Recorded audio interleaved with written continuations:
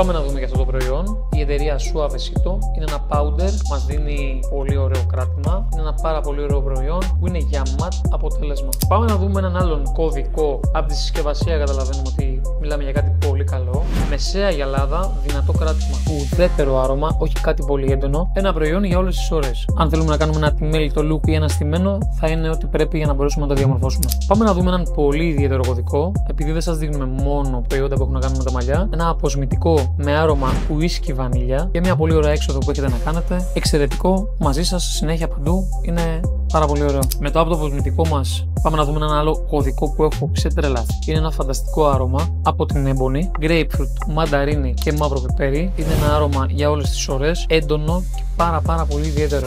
Εμένα μου άρεσε πάρα πολύ, παιδιά. Σας το προτείνω ανεπιφύλακτα. Τέλειο. Πάμε να δούμε το τελευταίο μας προϊόν, American Crew, και αυτό από το αγαπημένο μας Men's Care εννοείται. Ενυδάτωση, εύκολο styling και πύκνωση μαλλιών. Τα χαρακτηριστικά για αυτό το προϊόν, πάρα πολύ ωραίο, το βλέπουμε και εδώ, από μια πολύ καλή εταιρεία, American Crew.